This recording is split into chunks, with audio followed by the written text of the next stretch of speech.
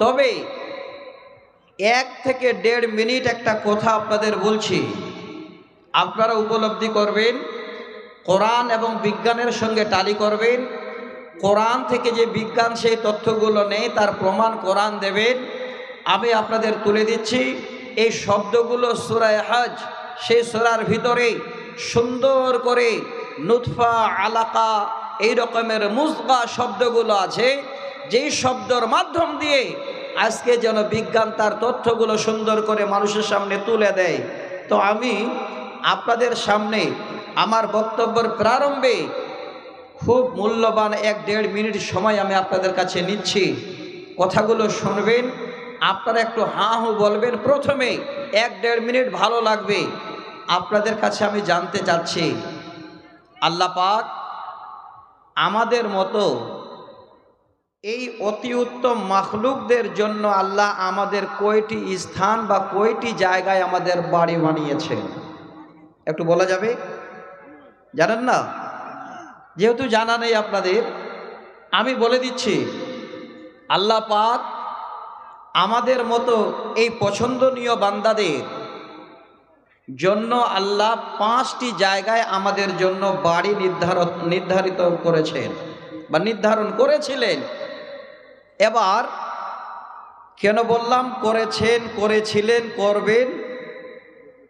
সম্পূর্ণটাই মাজি, মুস্তাকবেল হাল, অতীত, ভবিষ্যৎ, বর্তমান, সবগুলো এই জন্য বললাম যে খালি কথাটাকে আপনারা মিলিয়ে নেবেন।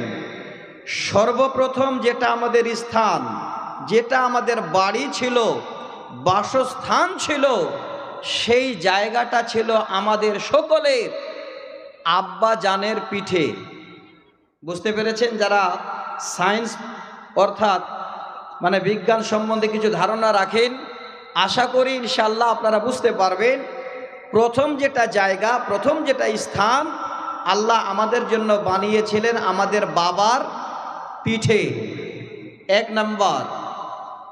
দ্বিতীয় নম্বর জায়গা অতি সুন্দর, সেখানে পৃথিবীর কোনো মানুষ আর দেখতে পায় না। ছোট্ট একটা চামড়ার ভিতরে প্রায় মোটামুটি কম বেশি 9 থেকে 10.5-11 মাস পর্যন্ত ওই জায়গাটাতে আল্লাহ পাক রব্বুল আলামিন আমাদের সুন্দর করে আকৃতি দিয়ে, সম্পূর্ণ রকমের তিনি নিজে আহারের ব্যবস্থা দিয়ে ওই জায়গাটাতে আল্লাহ আমাদের সুন্দর আকৃতির পরে সেখান থেকে দুনিয়াতে পাঠিয়েছেন। ওই জায়গাটার নাম হলো, ওই ঘরটার নাম হলো মা জননীর কোল বা মা জননীর পেট। কথাটা মিলছে তো ভাই?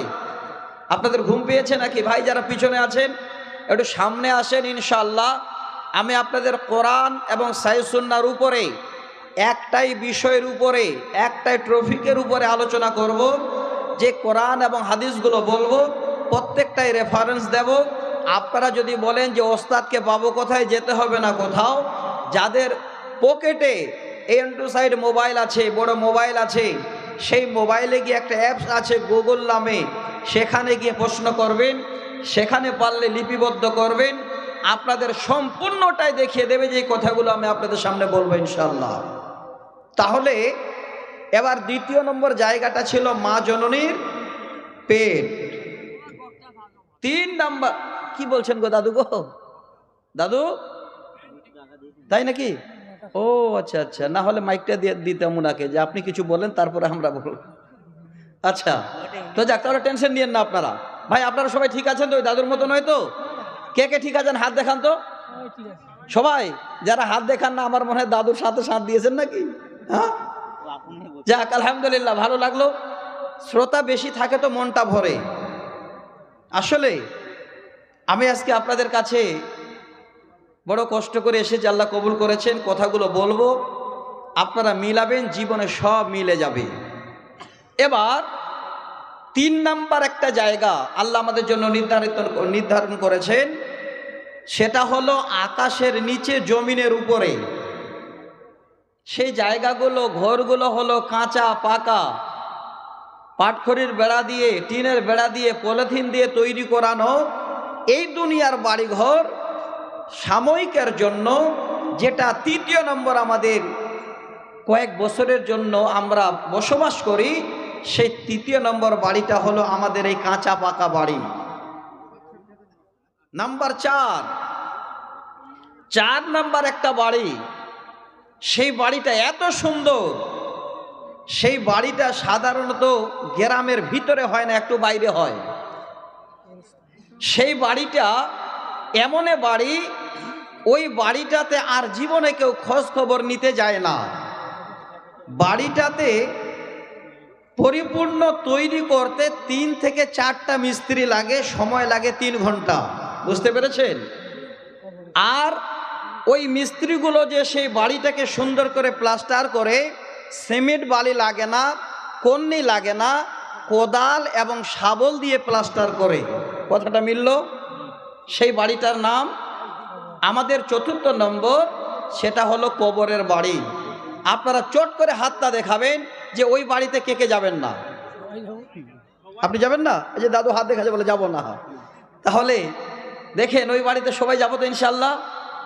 ওই বাড়িটার জন্য আগে তৈরি করেন, সেটাই হলো ইমিগ্রেশন সেন্টার। ওইখানে পার হতে পারলে আপনি একদম আস্তে আস্তে আস্তে আস্তে হাসর নাসর পার হয়ে জান্নাতুল ফেরদাউস পর্যন্ত ঠেকে যাবেন। দোয়া করবেন আগামীকালকে আল্লাহ যদি করে তো আমিও ইমিগ্রেশন সেন্টার দিয়ে পার হব। আল্লাহ দিলে আমি ওই দেশে যাব। অনেক কষ্ট করে এসেছি, এই জন্য বললাম আগামীকালকে আমার প্রোগ্রাম। তো 4র্থ নম্বর যেটা আমাদের বাড়ি, সেই বাড়িটা হলো কবর। 5ম নম্বর একটা বাড়ির খবর দিচ্ছি। বাড়িটা নামটা খুব ছোট, কিন্তু তার ভিতরের প্রশস্ততা, তার সৌন্দর্য, 2টো হাদিস থেকে আপনাদের প্রমাণ দিই। সহিহ বুখারী মুসলিমের হাদিস। আল্লাহ রসুল বলছেন যে জীবনে কোনোদিন সেই জায়গা, সেই বাড়িটা কোনো চোখ দেখিনি। জীবনে কোনোদিন পরিপূর্ণ এই কর্ণ সেই বাড়ি সম্বন্ধে শুনিনি। জীবনে কোনোদিন এই হৃদয়ে ওই বাড়ি সম্বন্ধে ধারণাও করিনি। তিরমিজির হাদিস। সেই বাড়িটা কেমন হবে, সৌন্দর্য কত সুন্দর, ওই বাড়িটার আনন্দ কেমন হবে। আল্লাহ রসুল বলছেন লা ইয়াফনা সাবাবুহুম ওয়ালা ইয়াবলা সিয়াবুহুম। এত সুন্দর হবে সেই 5ম নম্বর বাড়ি। ওই বাড়িতে আল্লাহ যখন আমাদের দেবেন, তখন আমাদের বয়সটা থাকবে মোটামুটি 33-এর মতো। আচ্ছা বলেন, যেই দাদুরা 70-80 বছর বয়স পেয়েছেন, যারা 100 বছর বয়স পেয়েছেন, ঘুরে যদি আবার 33 বছরের হয় ওই জায়গাটাতে পান, খুশি হবে না? হবে না? সব থেকে বড় খুশি হলো ওই জায়গাটাতে যখন আল্লাহ আমাদের দেবেন, ওই বাড়িতে ভালো করে শুনে রাখেন, ওই বাড়িতে যাওয়ার পরে জীবনে কোনোদিন বয়সের আর আপ ডাউন হবে না। 33 থেকে 34 হবে না, আর 33 থেকে 32 হবে না। যেইভাবে আল্লাহ দেবেন ওইভাবেই থাকবে। 2য় নম্বর হলো ওই বাড়িতে যখন আল্লাহ আমাদের দেবেন, যে জামা কাপড়টা আল্লাহ আমাদের দেবেন, একবার যদি পরিধান করা হয়, জিন্দেগিতে কোনোদিন সেই জামাটা আর পুরানা হবে না, জিন্দেগিতে কোনোদিন জামাটা আর নোংরাও হবে না। 5ম নম্বর বাড়ি একদম ছোট করে 3 অক্ষর দিয়ে গঠিত, অথচ অক্ষর আছে 4টি। একটা অক্ষরের কারণে, একটা তাসদিদের কারণে একটা অক্ষরকে একটা অক্ষরের ভিতরে ঢুকিয়ে দেওয়া হয়েছে। 3টি অক্ষর দিয়ে গঠিত, জিম, নু আর ছোট তা। ওই জায়গাটার নাম হলো জান্নাত। ভাইজান, আমরা সবাই আশাবাদী যে আল্লাহ জীবনে যত ভুল করেছি সব ক্ষমা করে দিয়ে, আল্লাহ তোমার দিদারে, তোমার রহমতে আল্লাহ যেন সমস্ত ইমিগ্রেশন সেন্টার পার হয়ে আল্লাহ যেন তোমার জান্নাতুল ফেরদাউসে জায়গা পায়। তার জন্য একবার সকলে মিলে উচ্চ স্বরে একবার পড়ুন তো আল্লাহুম্মা আমিন। আর একটু জোরে পড়া যাবেন আল্লাহুম্মা আমিন। মাংস ভাত খাননি বোধ নাকি? আওয়াজ বের হচ্ছে না জানরা আপনাদের? হ্যাঁ, যাক, এবার আসেন, এই 5টি কথা বললাম কেন? আমাদের জীবনের কাজের জন্য বললাম। এবার ওই 5ম নম্বর জায়গাটাতে যদি যেতে হয়, তাহলে এই দুনিয়াতে যাওয়ার রাস্তা আছে। বলুন, আছে না নাই? আছে। এবার রাস্তা কি? বেশি বলবো না, আপনাদের জন্য শুধু সহিহ বুখারী মুসলিমের দুটো হাদিস বলবো মাঝে। আগে আপনাদের ওই জায়গাটাতে যাওয়ার আগে আমাদের চরিত্র, আমাদের চলাফেরার নিয়ম, সেই কথাগুলো আপনাদের সামনে আমি আগে বলছি, ভালো করে শুনবেন। আমার মায়েরা, একজনও উঠে যাবেন না। যদি উঠে যান তাহলে সকালবেলায় পোস্তানা আপনাদের শেষ থাকবে না। যিনারা শুনবেন ওনাদের মুখে শুনলে আপনাদের আফসোস হবে। 3টি পয়েন্ট বলবো, 3টি। নাম্বার 1, প্রথম যেটা পয়েন্ট সেটা হলো চরম হারে বেটিদের সঙ্গে ছিল বাবার দুশ্মনী। বুঝতে পারলেন কথাটা? সব থেকে মেয়ের দুশ্মন ছিল নিজের বাবা, 1 নাম্বার পয়েন্ট। 2য় নাম্বার পয়েন্ট হলো সব থেকে 1 নাম্বারের পরে 2য় নম্বর যেটা দুশ্মন সেটা ছিল নিজের স্বামী। 2, 3 নাম্বারে যেই পয়েন্টটা বলবো সেই পয়েন্টটা হলো এবার স্বামী দুশ্মন, বাবা দুশ্মন, সব দুশ্মনী করার পরেও ওই 5ম নম্বর জায়গা যেটা জান্নাত, ওই জান্নাতে যাওয়ার একটা সুন্দর রাস্তা আমার মায়েদের বলে দেব। সহিহ বুখারী থেকে প্রমাণ, সেই রাস্তাটা হলো মায়েরা যদি হাত বাড়িয়ে দিতে পারে, দান করতে পারে, সাদকা করতে পারে, তাহলে সেই 5ম নম্বর জায়গা জান্নাতে যাবে, তাদের জন্য রাস্তা খোলা থাকবে। এই 3টি পয়েন্ট আমি আপনাদের সামনে আলোচনা করব ইনশাআল্লাহ। এবার আসেন, প্রথম যেটা পয়েন্ট সেটা হলো বাবার সঙ্গে মেয়ের দুশ্মনী। কত বড় দুশ্মনী ছিল? যেই বোনেরা আছেন, তো বোনেরা আপনারা যারা আছেন পর্দার আড়ালে মা বোন, ভালো করে শুনবেন যে আপনাদের সঙ্গে বাবার দুশ্মনী কত বড় ছিল। কথাটা আমার নয়, আল্লাহর কোরআন এখানে আছে। আপনারা 12 তারিখে মার্চের প্রথম রোজা পাবেন, তখন মায়েরা বেশি কোরআন পড়েন। এখন আর সারা বছরে হাত দেবে না। যদি কোরআন পড়তে জানেন, ভালো করে শুনে রাখবেন, সূরা নাহাল নামে একটি সূরা আছে। সূরা নাহালের 58 এবং 59 নম্বর আয়াত আমি দুটো শোনাচ্ছি, যে মেয়েদের সঙ্গে বাবার দুশ্মনীটা কত বড় ছিল। এটা একদম আল্লাহর কোরআনের কথা, অন্য কোনো মানুষের কথা নয়, আল্লাহ নিজেই বলছে। রব্বুল আলামিন বলেন, বিসমিল্লাহির রহমানির রহিম, ওয়া ইযা বুশিরা আহাদুহুম, আল্লাহ পাক বলেন, ওরে পৃথিবীর আমার বান্দারা, প্রথম সংবাদ হলো ওয়া ইযা বুশিরা আহাদুহুম বিল উনসা, যখন তাদের ঘরে, ওই পিতাদের ঘরে মেয়ে জন্ম নিত, কন্যা সন্তান যখনই জন্ম নিত, যাল্লা ওয়াজহুহু মুসওয়াদ্দান ওয়া হুয়া কাযীম, ওই কন্যা সন্তান জন্মের কারণে বাবার মুখের আকৃতি কালা হয়ে যেত এবং অসহনীয় মনস্তাপে বাবা দুশ্চিন্তা অনুভব করত। আল্লাহর কোরআনের প্রমাণ। মেয়ে জন্ম নিত, বাবার মুখটা কালা হয়ে যেত। এত বড় আমি হতভাগা, সমাজের মানুষের কাছে দাম হারিয়ে গেল, সমাজের কাছে ছোট হয়ে গেলাম, সমাজ আর আমাকে দাম দেবে না। এই লজ্জার মুখ আমি এখন কি করে দেখাবো সমাজে? আমার ঘরে এই মেয়ে জন্ম নিল। হে মা, শুনবেন, আমি আপনাদেরকে বেশি ইঙ্গিত করব, কারণ শ্রোতা আপনারা অনেক বেশি আছেন, যেটা আমার ধারণা।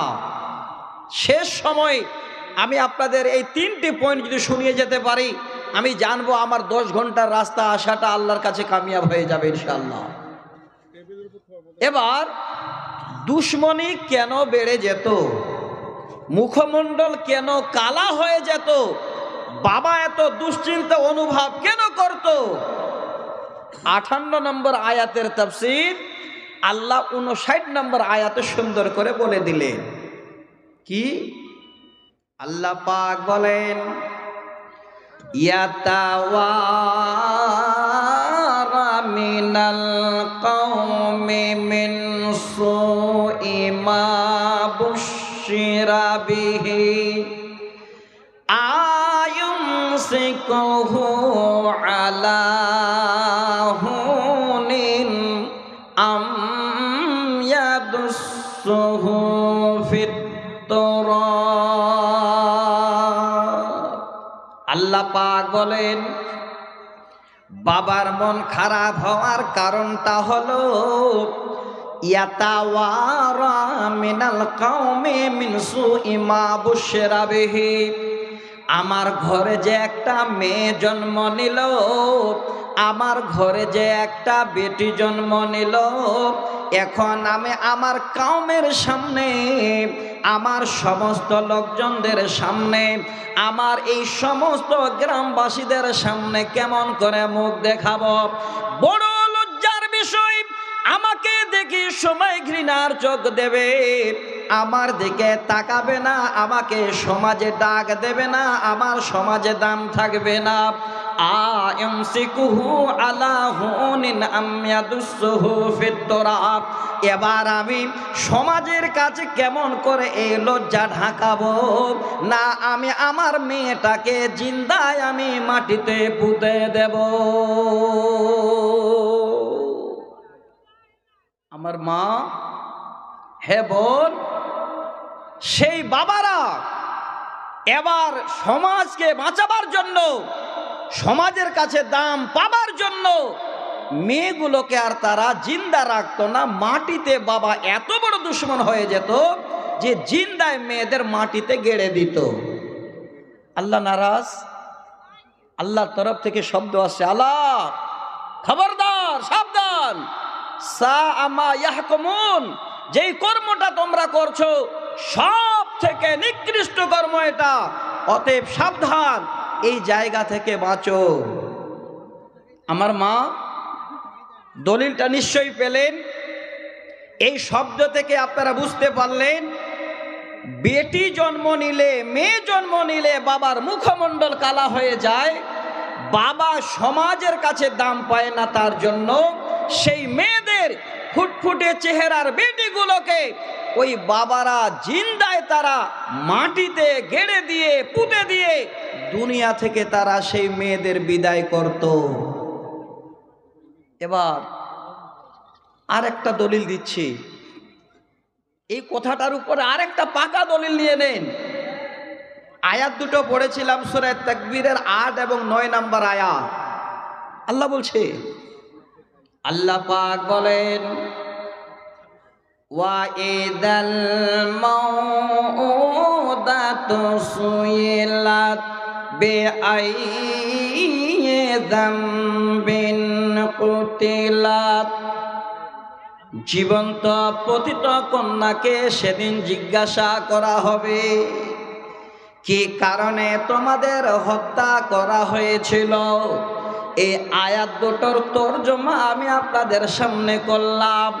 কি বুঝতে পারা গেল? আল্লাহর কোরআন যেন আরো প্রমাণ দিচ্ছে, হে পৃথিবীর আমার বান্দিরা, ভালো করে শুনে নাও, কিয়ামতের দিনে তোমাদের মতো সেই মেয়েদের, তোমাদের মতো সেই বাবার বেটিদের জিজ্ঞাসা করা হবে যে তোমার বাবারা কি কারণে তোমাদের জীবন্ত অবস্থায় পুঁতে দিয়েছে। একদম পাক্কা হয়ে গেল। আল্লাহর কোরআনের দলিল 4টি আয়াত থেকে একই বার্তা পাওয়া গেল যে বেটিদের তারা পুঁতে দিত, বেটিদের তারা জীবিত রাখতো না, অর্থাৎ বাবার জন্য বড় দুশ্মন ছিল মেয়ে। এবার একটা হাদিস শোনাচ্ছি, ৭১৭১ নম্বর হাদিস, সহি সানাদে ইবনে উমর হাদিসের রাবি, যে হাদিসের মাধ্যম দিয়ে ওই কোরআনের কথাটাকে আবার সাপোর্ট করছেন যে কিভাবে বাবারা মেয়েদের সঙ্গে দুশ্মনী করেছিল, তাদের কথাটা আবার হাদিসে প্রমাণ। হাদিসটা কেমন? মানুষের জীবনে অনেক ভুল হয়। ভুল করতে করতে যখন সেই লোকটা জানতে পারে যে এটা আমার ভুল হয়ে গেছে, তখন অনেক মানুষের কাছে, আলেম ওলামাদের কাছে গিয়ে জিজ্ঞাসা করে, ভাই জীবনে তো এত ভুল করেছি, এবার বুঝতে পারলাম এটা ভুল হয়ে গেছে, তার জন্য কোনো ব্যবস্থা আছে কি না? হাদিসে অনেক প্রমাণ, ভুলের জন্য কত কি হয়েছে। আমি যাচ্ছি না সে হাদিসে, যে হাদিসটা বলার সেটাই শোনাচ্ছি। তো ইবনে উমার যেন হাদিসটার রাবি, তিনি বলছে, যা কাইস ইবনে আসিমিন ইলা রাসূলিল্লাহ সাল্লাল্লাহু আলাইহি ওয়াসাল্লাম ক্বালা ইন্নী ওয়াত্তু সামানিয়া বানাতিন লি ফিল জাহিলিয়াতে। ইবনে উমার বলেন, পৃথিবীর বুকে একজন নিষ্ঠুর পিতা যার নাম হলো কায়েস বিন আসিম। এত বড় নিষ্ঠুর পিতা আল্লাহর জমিনে হয়তো আর জীবনে জন্ম নেবে না, কত বড় নিষ্ঠুর। এবার কায়েস বিন আসিম যেন বলেন, আমি একদিন আমার নবীর সামনে গিয়ে হাজির হলাম। নবীর কাছে গেছেন, যাওয়ার পরে আল্লাহর নবীর সামনে তখন মুখ ফুটে বলছে, নবী গো, আমার জীবনে আমি এত বড় অন্যায় করেছি, আমার জীবনে আমি এত বড় ভুল করেছি, আমার মতো অন্যায়কারী আল্লাহর জমিনে হয়তো কেউ হয় নাই, আমার মতো জাল্লাদ পিতা পৃথিবীর বুকে আর কে হয় নাই। অন্যায়টা কে করেছি গো নবী? ইন্নী ওয়াত্তু সামানিয়া বানাতিন লি ফিল জাহিলিয়াতে। নবী গো, ওই বর্বরতার জামানায়, অন্ধকার জামানায়, জাহেলিয়াতের জামানায় আমার ঘরে এক নয় দুই নয়, পর পর বর্বর আটখানা আমার মেয়ে জন্ম নিয়েছিল। নবীজি, আমার একটা মেয়েকেও আমি বাবা বাঁচিয়ে রাখিনি। যখনই শুনতাম আমার বিবি আমার জন্য মেয়ে জন্ম দিয়েছে, আমি ঘরে ঢুকে যেতাম আর আমার হাত দিয়ে সেই মেয়েটার গলাটা এইভাবে করে টিপে দিতাম। নবী গো, এইভাবে আমি এমন নিষ্ঠুর পিতা, আমি গলা টিপে টিপে টিপে টিপে আমার আটটা মেয়েকে জীবনের মতো তারে মেরে ফেলেছি। দেখেন দলিল, কথা বলো না বাপ, ছোট বাপ। কয়টা মেয়ে মেরেছিল? 8টা। সেই হাদিস সার্চ করেন মোবাইলে, এক্ষণে পাবেন। যেই ভাষা জানেন সেই ভাষাতেই আপনি দেখতে পাবেন, কোনো সন্দেহ নেই। আল্লাহ রসুলের সামনে যখন এই কথাটা বলা, সঙ্গে সঙ্গে আল্লাহ রসুলের চেহারাটা লাল হয়ে গেল। আচ্ছা, আমার মায়েদের খুব কাছে দিয়েছেন নাকি? আওয়াজটা কেন আসছে? মা বোন, আওয়াজ কেন করছেন গো আপনারা? আমার বাপজানেরা, তারা হলো পুরুষের দল, পুরুষের আওয়াজ বের হবে। আপনারা চুপচাপ, আর মায়েদের আওয়াজ খালে কানে কাই কাই করে আসছে। এর ছেলেরা তো ঠিক আছে, একটু দেখবেন ভলান্টিয়ার যারা আছেন, আওয়াজ যেন না আসে। আমি অনুরোধ করব, আপনাদের আওয়াজ হবে না, আপনাদের মুখ সামনে পড়বে না, আপনারা পর্দার ভিতরে থাকবেন, তাহলে আল্লাহর জান্নাত যাওয়ার রাস্তা। এই হাদিসটা ইনশাআল্লাহ শেষের বিষয়টাতে একটা আসবে। আসেন, তাহলে ওই মেয়েগুলোকে হত্যা করেছেন নবীর সামনে যখন বললেন, আল্লাহ রসুলের চেহারাটা লাল হয়ে গেল। আহ, নবীজি মেয়েদের খুব ভালোবাসতেন, বেটিদের। সহিহ বুখারীতে একটা হাদিস আছে, ইনশাআল্লাহ কোনোদিন আলোচনা হবে, নিজের মেয়েকে কত ভালোবাসতেন। একদম সহিহ বুখারীর প্রথম খণ্ডে 13 পারায় 3113 নম্বর হাদিসে ওই বেটির নামটা সহ আছে। আমি এটা আলোচনা আজকে করব না, শুধু খালি একটু ইঙ্গিত করলাম। নবীজি যখন শুনলেন চেহারা লাল টকটকে হয়ে গেল, সঙ্গে আল্লাহ রসুলের জবান খুলে গেল। কি বলছেন? ওরে আল্লাহর বান্দা, ফাতি কুল্লা ওয়াহিদাতিন মিনহা রাকাবা। হে নিষ্ঠুর পিতা, আর আমার সামনে তুমি দাঁড় হয়ে থেকো না, তাড়াতাড়ি করে তুমি বাড়ি চলে যাও। এত বড় জীবনে তুমি অন্যায় করেছ, সেই অন্যায়ের জন্য তোমার বড় ধরনের জরিমানা হলো তুমি তোমার বাড়ি গিয়ে আল্লাহর নামে একটা গোলাম তাড়াতাড়ি করে আজাদ করে দাও। যাও, ভুল করেছো, পৃথিবীর বুকে বিশাল অন্যায় করেছো, একটা গোলাম আজাদ করো। লোকটা দাঁড়িয়ে গেছেন, কারণ এটা তো মুখের কলা নয় যে গোলাম নেবার আজাদ করে দেব। একটা গোলাম আজাদ করতে কত টাকা লাগে ইতিহাসটা যদি জানা থাকে, হযরতে আবু বকরের জীবনীতে পাবেন হযরতে বেলাল আল্লাহর রাসূল যে কিনে, হযরতে আবু বকর কিনে আজাদ করেছিলেন, কত অর্থের প্রয়োজন। এবার কায়েস বিন আসেম দাঁড়িয়ে থাকলেন, নবীর সামনে তখন মুখ খুলে ফেলছেন। নবী গো, ক্বালা সাহিবু ইবলিন, ওগো আল্লাহর নবী,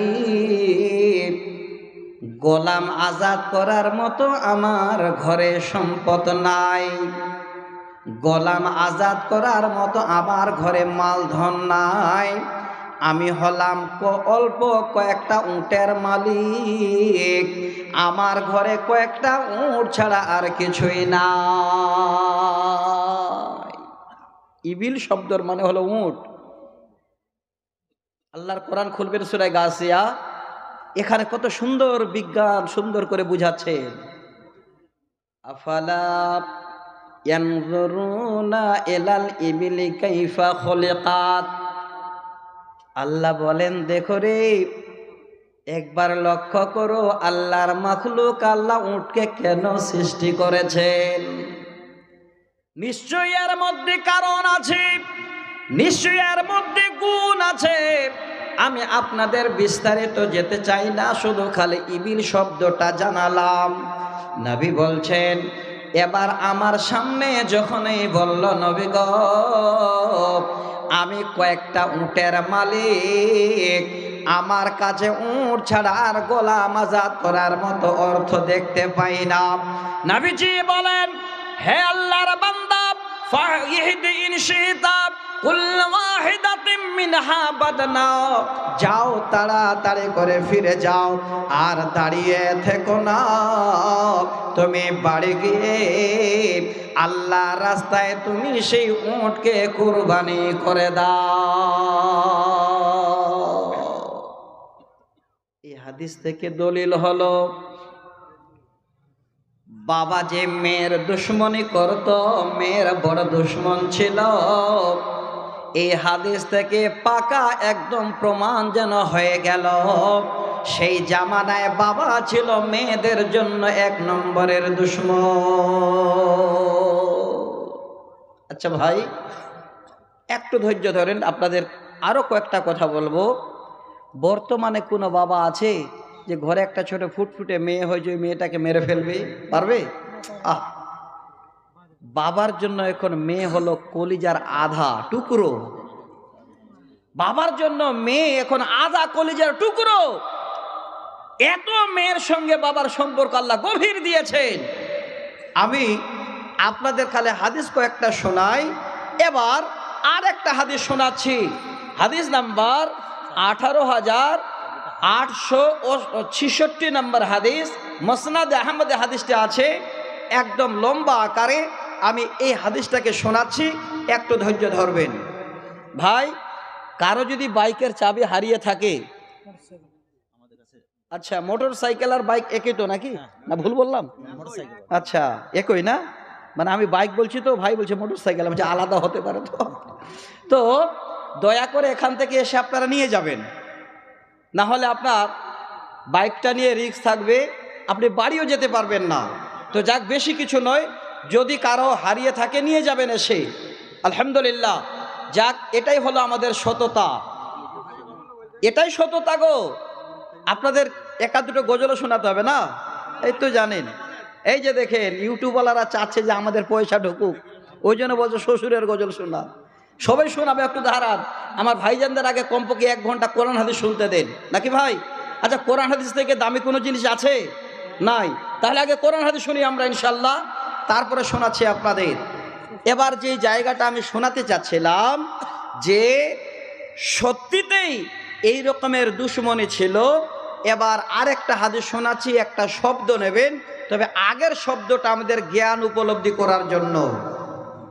কেমন? আপনাদের এই নদিয়াতে আছে কি না? আমাদের দক্ষিণ দিনাজপুরে দেখি 4 দোকানে ভাষণ দিতে গিয়ে যারা 1 নম্বরে বিড়িখোর, খৈনিখোর, গুটখাখোর, তারা আলেম ওলামাদের সঙ্গে তর্ক লাগতে গিয়ে তখন বলে, আপনারা যাই বলেন, আপনাদের থেকে আমাদের ইমানটা বেশি ভালো আছে, নামাজ না পড়তে পারি। বলে না? নামাজ পড়ে না, ইমান নাকি আরো বেশি ভালো আছে। আচ্ছা, এটা মানা যাবে বলুন তো? পৃথিবীর বুকে যাদের নামাজ নাই, তার ইমান তো দূরের কথা, তার ইমানে হাড়া ফোকাও ঢুকে গেছে, খেয়ে শেষ করে দিয়েছে, বেকার। কিয়ামতের দিনে ওই পাগল আর কোনো রকমের রেহাই পাবে না। সহিহ হাদিস বুখারী মুসলিমের, আল্লাহ কিয়ামতের দিন আগে জিজ্ঞাসা করবে যে নামাজ পড়েছিলিস কিনা বল। যদি নামাজ ঠিক হয়েছে তাহলে তোর জন্য সব ঠিক, যদি নামাজ জীবনে খারাপ করে ফেলেছিস সেখানেই তোর জন্য কঠিন। তাহলে এই শব্দটা যেন কোনোদের মুখ থেকে বের না হয়, জেনে রাখেন ভালো করে। ভালো আমল আপনি যত করুন, ইমান যদি না থাকে সব বেকার। এই হাদিসের প্রথম অংশ, হাদিসের রাবি হযরতে সালমা ইবনে ইয়াজুদুজ জুফি রাদিয়াল্লাহু তাআলা আনহু, তিনি বলছেন, ইনতালাকতু আনা ওয়া আখি ইলা রাসূলিল্লাহ সাল্লাল্লাহু আলাইহি ওয়াসাল্লাম, কুল্লা ইয়া রাসূলাল্লাহ ইন্না উম্মানা মুলাইকাতা কানাত তাসিলুর রাহিমা ওয়া তাকরিজ জাইফা তাফআলু ওয়া তাফআলু হালাকাত ফিল জাহিলিয়াতি ফাযালিকা নাফিউহা শাইআ।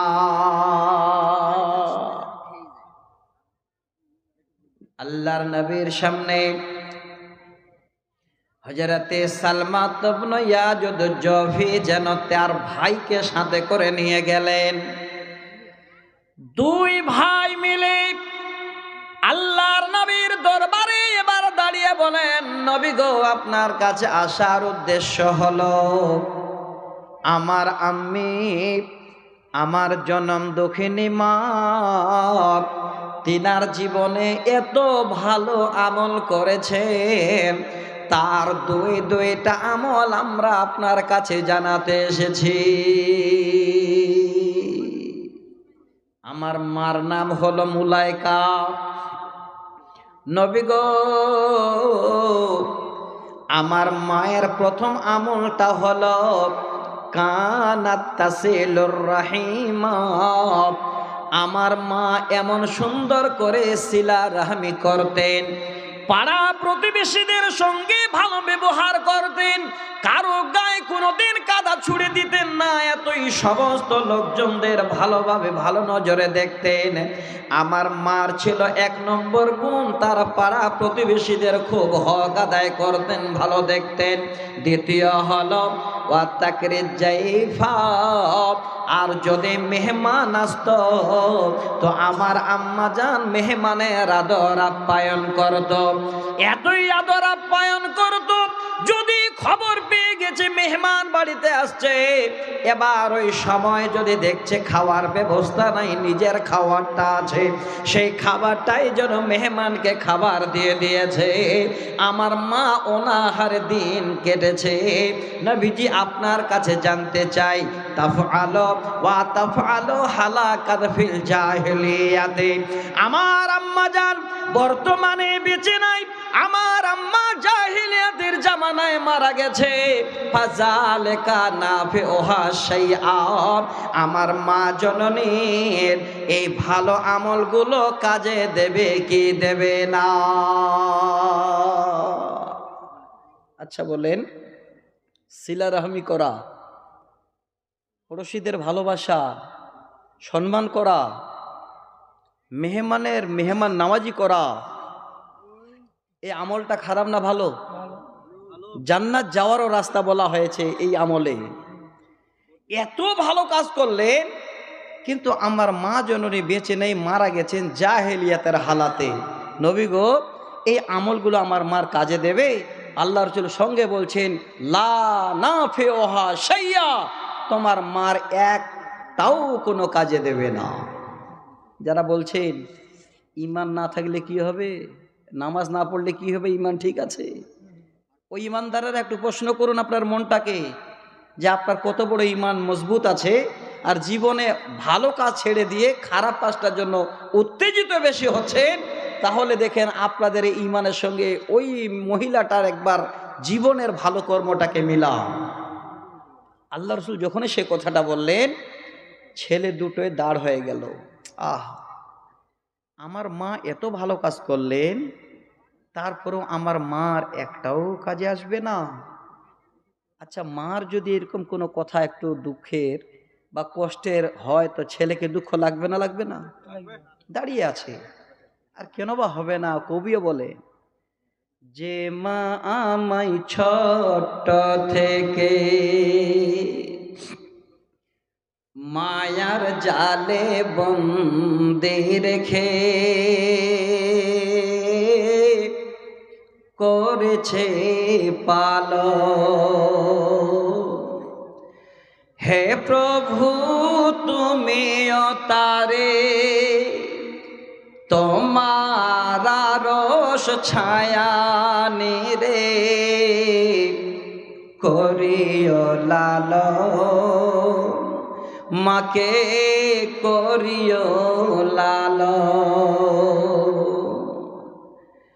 মাঝে সদা আমার পাশে সুখে দুঃখে থাকত বসে, যে মা আজি আমায় ছেড়ে চলে গেছে তোমার কাছে, হে প্রভু তুলেছে হাত, তুমি তারে দাও গো নাজাত, করে নাও আপন।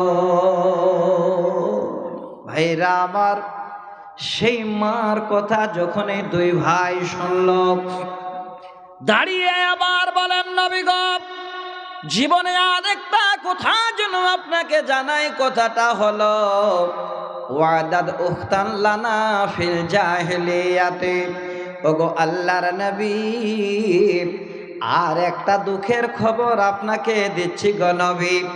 আমরা দুই ভাইয়ের পরে আমাদের ঘরে একটা সুন্দর ফুটফুটে আমার বোন জন্ম নিয়েছিল। নবী গো, এই বোন আমার বর্তমানে বেঁচে নাই। আমার বাবারা, আমার মায়েরা সেই মেয়েটাকে বাঁচিয়ে রাখতে পারে নাই, জীবনের মতো মেয়েটাকে হত্যা করে দিয়েছে। ওগো আল্লাহর নবী, ওই মেয়েটা কিয়ামতের দিনে আমাদের কাজে আসবে না আসবে না আপনার কাছে জানতে চাই। যখনই বলা, আল্লাহর নবী জবান খুলে জনা বলছেন, ক্বালাল ওয়াইদাতু ওয়াল মাউউদাতু ফিন্নার, ওরে আল্লাহর বান্দা, তোমার মা এবং তোমার বোন উভয় তারা জাহান্নামে যাবে, কারণ তারা জান্নাতের ঘ্রাণ পর্যন্ত পাবে না। কারণটা হলো, এমন সময় তারা মারা গেছে আর মরেছে, ইসলাম কবুল করার সুযোগ পায় নাই, উভয় তারা আল্লাহর জাহান্নামে যাবে।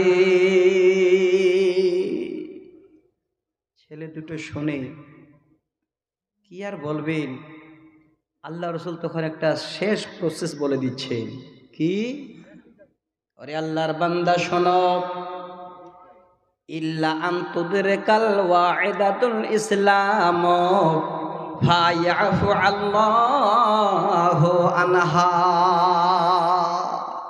ভালো করে শুনে নিন, এই জায়গায় পৌঁছে গেলে এক নয়, দুই নয়, 8টা নয়, যদি 100টা মেয়ে হত্যা করেন তারপরও জীবনে সব মাপ। নবীজি বলেন, ওরে আল্লাহর বান্দা, সুবর্ণ সুযোগ একটাই ছিল, ইল্লা আন তুদরিকা ওয়াইদাল ইসলাম ফায়াফু আল্লাহু আনহা। শোনো ভালো করে, কোন আল্লাহর বান্দা, কোন আল্লাহর বান্দি যদি জীবনে কালমা পড়ে ইসলাম কবুল করে নাই, আল্লাহর নবী বলছেন বিগত যত গুনাহ আল্লাহ জমিনে করেছিলেন, যত ভুল করেছিলেন, সমস্তগুলো আল্লাহ যেন ফায়াফু আল্লাহু আনহা, ওই বান্দা বান্দীদের জন্য সব মাফ করে দেবে। ইসলাম যদি কবুল করত সব মাফ হয়ে যেত, কিন্তু যেহেতু ইসলাম কবুল করার সুযোগ পাইনি, জাহেলিয়াতের জামানায় চলে গেছে, এই হিসাবে তোমার মা তোমার বোন তারা জাহান্নামে যাবে। হাদিসটা থেকে কি নিলাম? এখান থেকে শব্দটুকু নিলাম, হাকিকাত সত্যিতেই বাবারা মেয়েদের যে দুশ্মনী করত, দুই ভাই নিজেই গিয়ে আল্লাহ রাসূলের কাছে প্রমাণ দিলেন যে আমার একটা বোনকে বাবা হত্যা করে জীবনের মনে বিদায় করে দিয়েছে। আর যাচ্ছে না, একটা পয়েন্ট নিয়ে যদি বেশি আগাই তাহলে 2টা পয়েন্ট থেকে যাবে। এবার জীবনে আমরা এমন একটা দিন পেলাম, এমন একটা মানুষকে পেলাম, যিনি হলেন আশরাফুল মাখলুকাত, পৃথিবীর সমস্ত নবীর শিরোমণি নবী মুহাম্মদ রাসূলুল্লাহ, পড়ুন জবান খুলে, সাল্লাল্লাহু আলাইহি ওয়াসাল্লাম। তিনি আসার পরে, ইসলাম আসার পরে, এবার তিনি একটা সুন্দর করে জবানি তিনার বাক্য আমাদের দিয়ে গেলেন। কি? 2915 নম্বর হাদিস প্রথম পড়েছিলাম। নবীজি বলে গেলেন, ইন্নাল্লাহা হাররামা আলাইকুম হুকুকাল উম্মাহাত ওয়া ওয়াদাল বানাতি ওয়া মানআওয়াহা। নবীজি বলেন, হে পৃথিবীর আমার উম্মত, ভালো করে শুনে রাখো, নিশ্চয়ই আল্লাহ পাক আমাদের জন্য তিনটা জিনিসকে চিরতরে চিরজন্মের মতো হারাম করে দিয়েছে। কয়টা? 3টা। নাম্বার 1, 1 নাম্বার হলো হুকুকাল উম্মাহাত। যুবক ভাই আমার ভালো করে শুনবেন, প্রথম নাম্বার হলো যে সন্তান মা বাবার অবাধ্যচরণ করে, মা বাবার কথা মানে না, মা বাবার উপরে ধিড়কি দেয়, মা বাবাকে আঘাত করে, মা বাবাকে বাড়ি থেকে বের করে দিতে চায়। আল্লাহর নবী বলেন, ওরে আমার উম্মত, আল্লাহ আমাদের জন্য তিনটি কাজ হারাম করে দিয়েছেন। 1 নাম্বার হলো মা বাবাদের অবাধ্যচরণ হওয়া। একটু বলবেন, নদিয়াতে আছে এরকম ছেলে? পাওয়া যায় না? এতটা না হলে কিছুটা আছে তো। আল্লাহু আকবার। তাহলে এত বড় প্যান্ডেল করে, এত বড় জালসা করে, এত বড় কোরআন হাদিসের মাহফিল করে, আমাদের মতো ছেলেরা যার মাধ্যম দিয়ে দুনিয়ার মুখ দেখলাম,